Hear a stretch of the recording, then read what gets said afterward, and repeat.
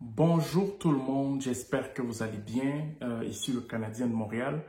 Je vais faire cette toute nouvelle vidéo pour encourager beaucoup de parents qui ont des enfants et qui ont cet esprit assez libre afin d'accompagner leurs enfants dans leurs rêves et dans leurs talents, alors qu'on sait pertinemment qu'en Afrique, leurs rêves et leurs talents là n'est pas très valorisé.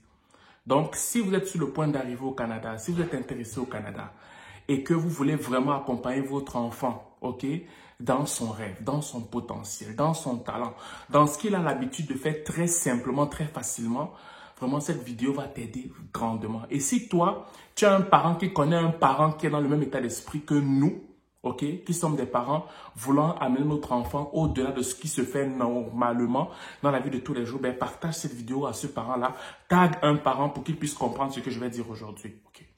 Donc, pour toutes les personnes qui aimeraient avoir des conseils en lien avec l'intégration et non l'immigration, parce que c'est deux choses complètement différentes, des conseils pour savoir comment s'intégrer facilement dans la vie de tous les jours, comment fonctionner facilement dans le quotidien au Canada, ben, vous pouvez me contacter sur YouTube par le lien qui est en bas ou sur Facebook par le lien qui est en haut, ok?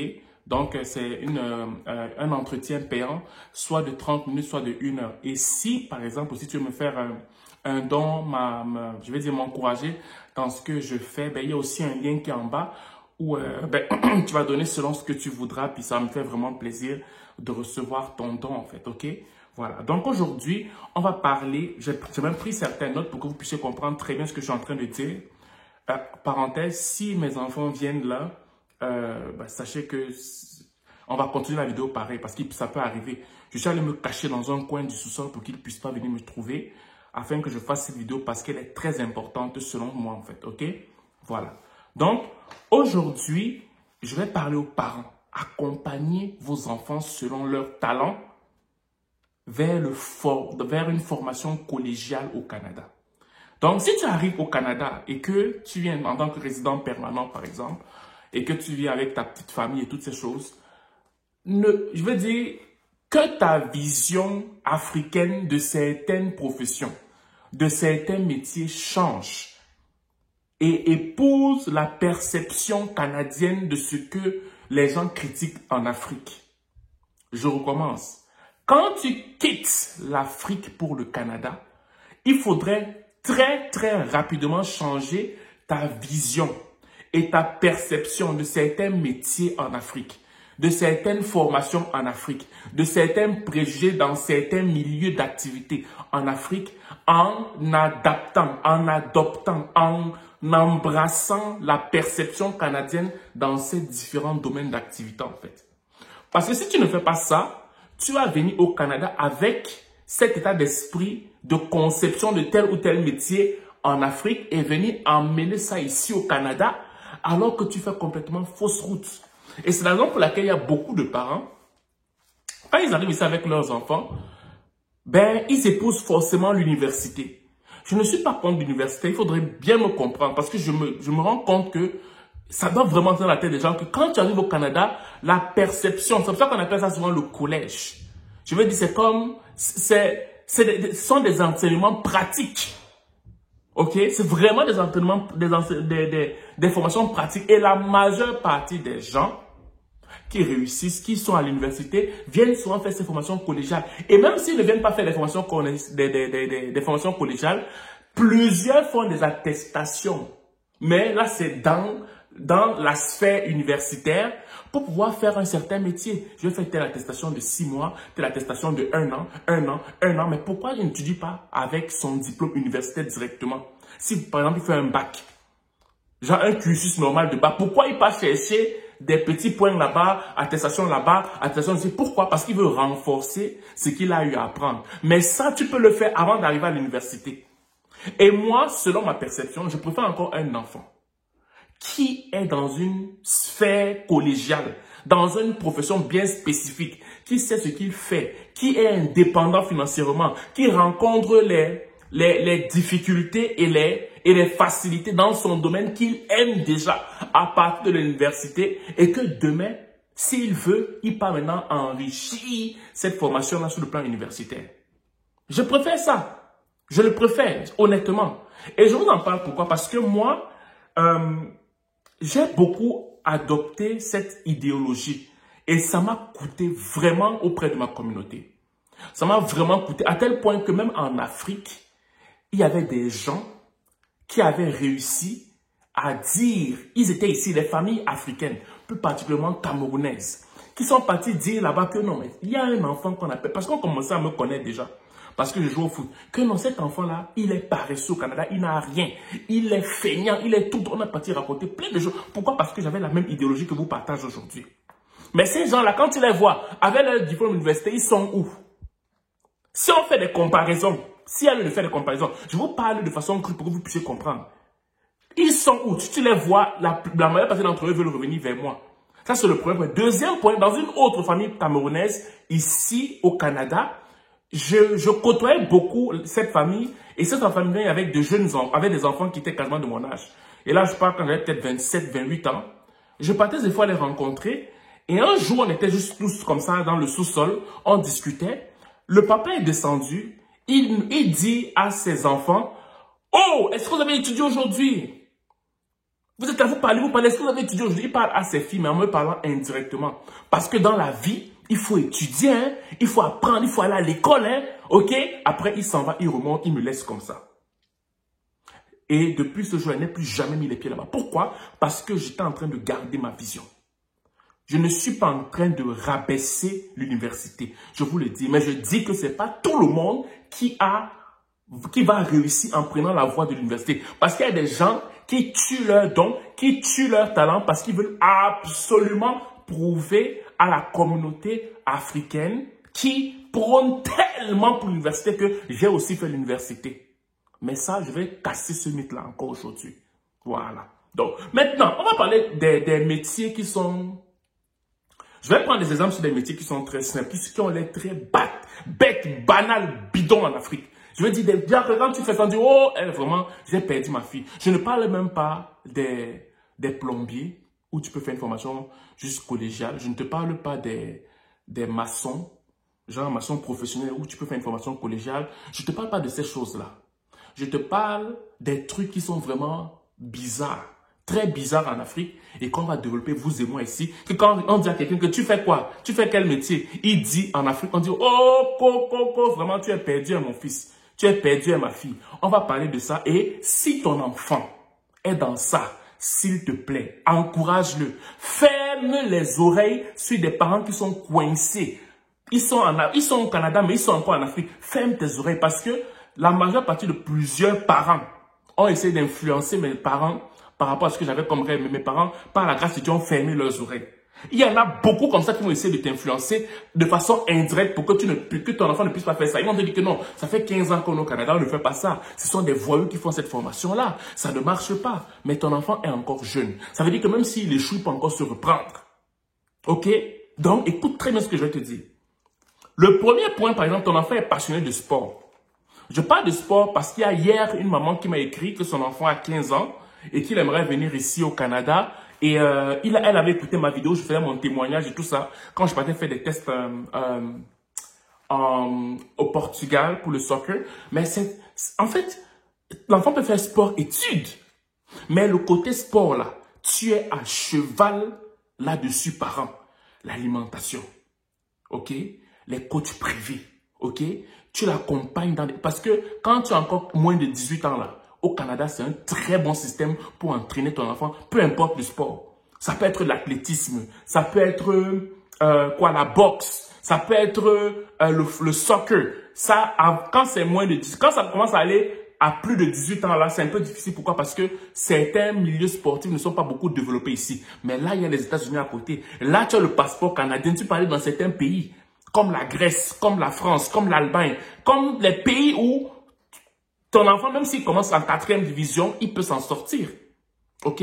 Donc, quand ton enfant te dit qu'il veut, il a 16 ans, 17 ans, 18 ans, 19 ans maximum là. Mais tu peux l'encourager. Même 20 ans, tu peux l'encourager. Il te dit qu'il veut faire sport-études. Tu le suis. Tu le suis sur le côté sport et sur le côté études. Particulièrement sur le côté sport. Tu investis. Ça ne te coûte rien. Ça ne te coûte rien. Tu investis vraiment. Tu payes des codes privés. Tu dis, est-ce que tu es parti au gym?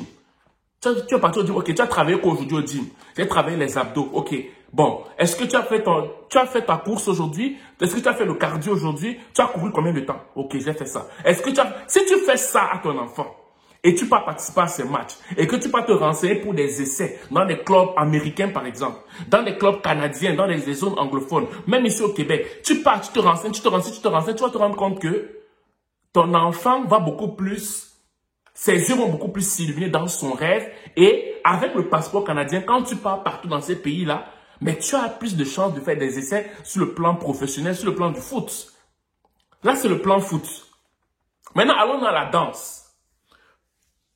Je suis une danseuse. En Afrique, on dit, ah, une danseuse. Ouh. Mais ta fille est perdue, hein? Ah bon? Ah bon? Il y a des gens ici. Mon Dieu.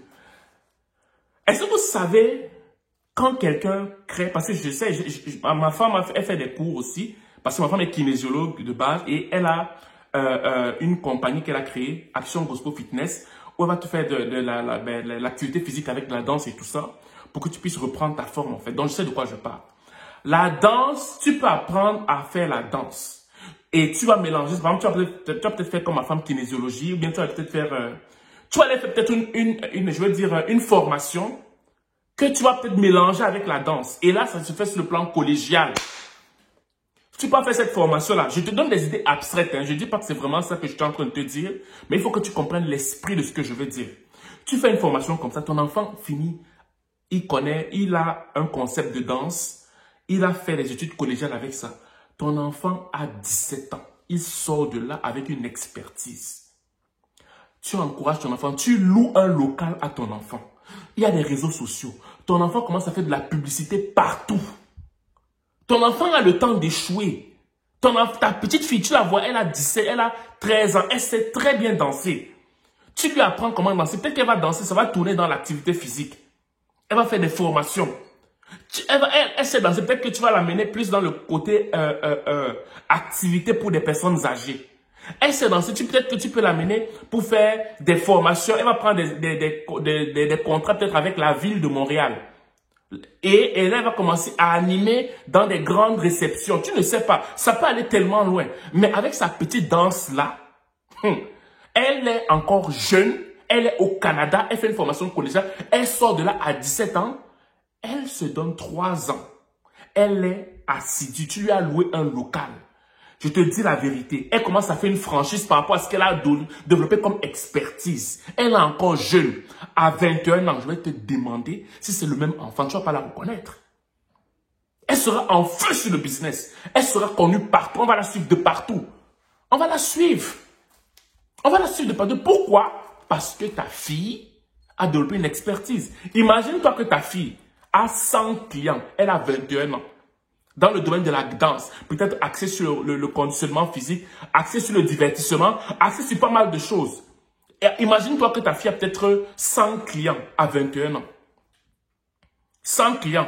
Et chaque client, par mois, peut-être paye $50. Ok, $50, je te prends un exemple. Fais-toi le calcul, ça va donner combien? Ça va donner combien? Ça donne à peu près, on parle de $5000 par mois. Et elle le fait, peut-être que c'est 3 fois par semaine. Tu lui as loué un local. Tu lui as loué un local. Elle a 13 ans. Elle commence à 13 ans. Elle finit ses formations professionnelles. Elle finit tout. Elle devient une bonne danseuse axée sur un domaine bien spécifique. Elle commence à avoir de la clientèle. À 21 ans, elle est indépendante. Est-ce que l'université peut avoir cette indépendance-là? Et là, maintenant, si elle veut partir à l'université, elle va se spécialiser en fonction de son domaine. Elle a le temps.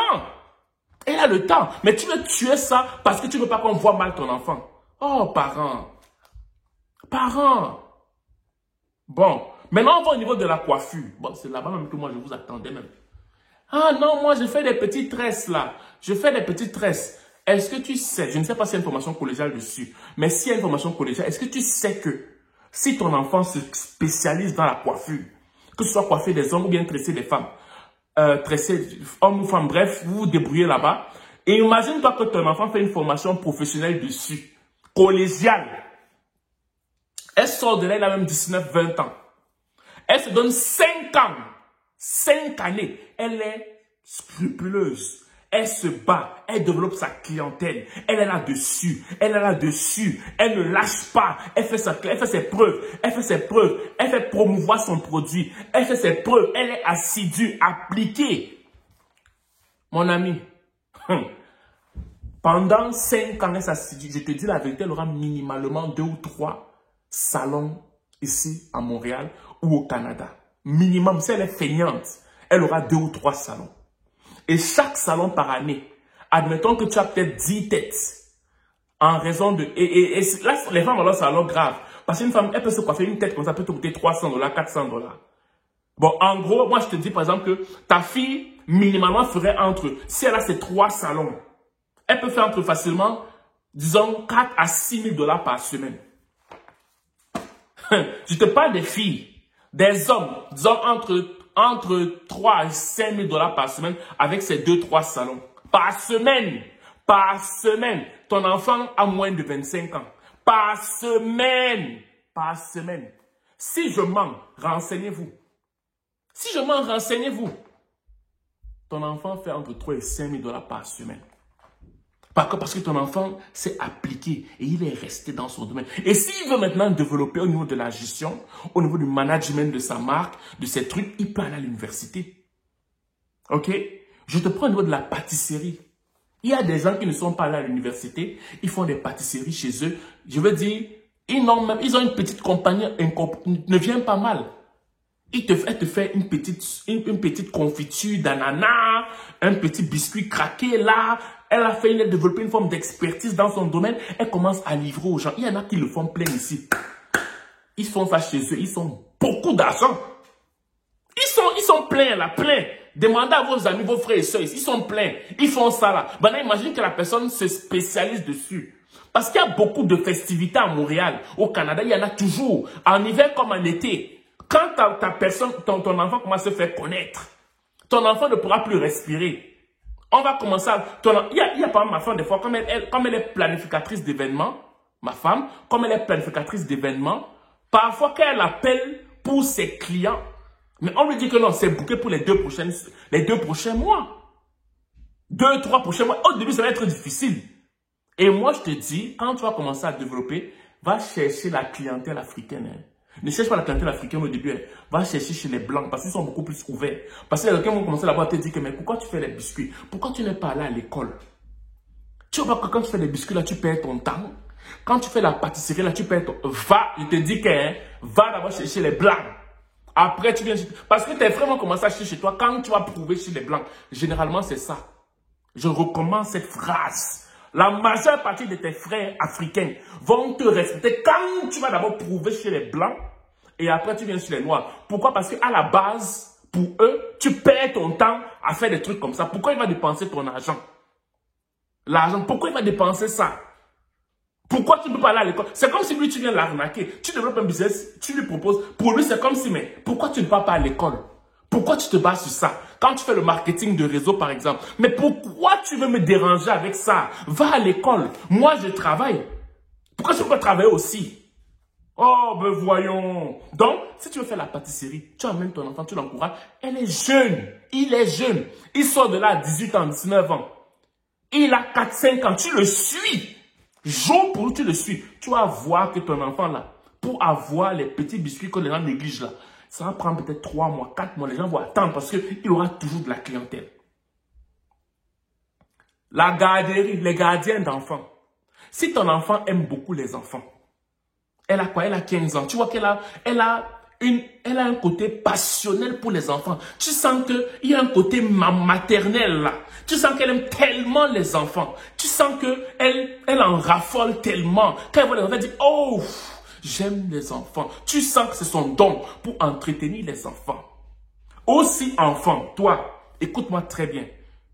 Tu as perdu, c'est toi qui t'es occupé de ta mère ou de ton père ou de ton grand-père quand tu étais jeune. Tu t'occupais tellement de ton parent avant qu'il ne décède. Et que tu as ça. Ce n'est pas seulement aller faire préposer aux bénéficiaires. Non. Tu peux développer dans une garderie. Tu peux développer la garderie. Et la garderie, ça donne beaucoup d'argent aussi. Tu développes une garderie comme ça, tu es jeune. Après, tu pars, tu développes 2, 3, 4. C'est une formation collégiale. Tu fais la formation collégiale là, étant jeune, parce que c'est basé sur ta passion. Comme je vous le dis, je ne connais pas les chiffres exacts. Je vous donne l'esprit du message. Écoutez l'esprit de ce que je veux dire. Écoutez l'esprit de ce que je veux dire. Donc, tu développes dans ce domaine-là. Je te dis que d'ici 25 ans, à 25 ans, tu vas commencer à engager les gens dans ta garderie. Dans tes garderies. Voilà. Maintenant, la photographie. Quand les jeunes sont passionnés de la photographie, les montages vidéo des mariages, des réceptions, des festivités, tu fais dans la photographie collégiale, de façon collégiale, tu finis ta formation, tu deviens un photographe professionnel. Tu ne peux pas manquer. Au début, ça a été difficile pour les contrats. Nous sommes au Canada, il y a des États-Unis ici à côté. Tu peux même aussi ouvrir quelque chose, ton stand en Afrique. Tout ce que j'ai cité là, tu peux aussi étendre ça en Afrique. Tu es là, tu es jeune, tu finis ta formation, tu te bats, tu cherches des contrats, tu creuses, tu cherches. Tu vas trouver à 23 ans, 22 ans, on va te booker, ça va prendre peut-être 2-3 mois pour t'avoir. Je te dis la vérité, c'est pas un mensonge. Je les vois tous les jours je vois ça, tous les jours je vois ça. Et qui réussit, ce sont les autres communautés. Les autres communautés. Et ceux qui comprennent ça dans la communauté africaine ne côtoient pas beaucoup les Africains. Pourquoi? Parce qu'on va les combattre, même quand ils vont voir les fruits. Je recommence. Ceux de la communauté africaine qui réussissent ne vont pas côtoyer beaucoup les Africains. Pourquoi? Parce que les Africains vont les décourager. Je vous en supplie, ouvrez vos cœurs quand je parle. Parce que je parle pour ton bien et non pour moi. Ok? J'aurais voulu savoir tout ce que je vous dis quand je suis arrivé. Mais si vous réussissez dans votre intégration, j'aurais réussi. Parce que si nous tous on est intégrés, ça fait une communauté forte. Ok? Et le dernier point, l'arrangement musical. Un DJ, les arrangements musicaux là. Tu es passionné par l'arrangement musical. Tu es en Afrique. Je sais qu'il y a beaucoup mes frères de la Côte d'Ivoire qui aiment ça. Tu vois ton fils là, il est dans le piano, il pianote un peu, il regarde comment il peut mettre les notes comme ça peut créer des musiques et tout bizarre là. Tout ça, les bonnes musiques, quand il arrange, tu sais que ton fils est passionné dans l'arrangement musical. Mais ça donne beaucoup d'argent ici. Même les coachs sportifs, regarde. Beaucoup de coachs sportifs vont commencer à te connaître. Ils vont te dire, écoute, moi je veux que tu mettes le beat comme ça, parce que quand je commence à faire des coachs au niveau du vélo, ça me donne une forme d'idée. Par exemple, il y a des gens qui vont peut-être faire des films, qui vont venir te rencontrer. Il y a beaucoup de diversité qui vont venir te rencontrer dans ton domaine parce que tu es performant là. Imagine-toi que tu sors de là, tu commences à faire des arrangements musicaux, tu finis à l'université, tu as quoi, 18 ans, tu es encore chez tes parents. Tu restes avec eux pendant 20 ans, 21, 22 ans. Tu restes chez tes parents. Là, je suis d'accord avec le fait que tu restes chez tes parents. Tu te bâtis, je te dis que tu vas avoir tellement d'argent qu'on ne va même pas te reconnaître. Parce que l'arrangement musical, c'est pas seulement pour faire la musique, pour faire des clips vidéo, non. Ça peut être aussi utilisé pour autre chose. Ok? Donc, regardez. Là, je vous ai parlé du sport, de la danse, de la coiffure, des gardiens d'enfants, de la photographie et des arrangements musicaux. Ok? Je ne vous ai même pas parlé de trucs comme plombier, les trucs qui sont les soudeurs. Je ne vous parle pas de ça. Là-bas, c'est un autre niveau. Je vous parle des trucs qui sont très négligés. Donc, si ton enfant, dès la base, est passionné, l'université ne peut pas forcément aller avec lui parce qu'on t'a dit, parce que tu as grandi avec le fait que à l'université, si mon enfant n'a pas fait l'université, ça va pas aller. Ton enfant peut aller à l'université après. Ici au Canada, le collège donne la possibilité de développer, de fructifier déjà ce que ton enfant a comme don, comme talent, comme passion. Et l'avantage pour le parent, c'est quoi? C'est que ça te rend très vite autonome sur le plan financier. Indépendant, excuse-moi. Parent, tu seras beaucoup plus libre. Ouais, c'est ce que je voulais dire, excusez-moi. Tu seras beaucoup plus libre par rapport à ton enfant. Tu seras beaucoup plus libre par rapport à ton enfant. Parce que lui va pouvoir subvenir à ses besoins. Il va commencer à t'aider plus tôt. Plus tôt. Il entrera plus rapidement dans la vie de tous les jours.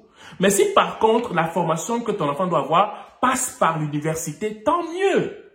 Tant mieux. Si ton enfant, son cursus passe vraiment par l'université, tant mieux. Mais moi, je parle parce que beaucoup négligent les formations professionnelles sous prétexte que l'enfant doit obligatoirement ou absolument faire les formations universitaires. Voilà. Donc, c'est ce que je vais te dire aujourd'hui. Donc, pour toutes les personnes qui aimeraient avoir des conseils personnalisés en lien avec l'intégration au Canada, le quotidien au Canada, afin de gagner en temps, et je ne parle pas d'immigration, mais vous pouvez me contacter sur le lien qui est en dessous sur YouTube et en dessus sur Facebook. Et pour les personnes qui aimeraient me soutenir, ok?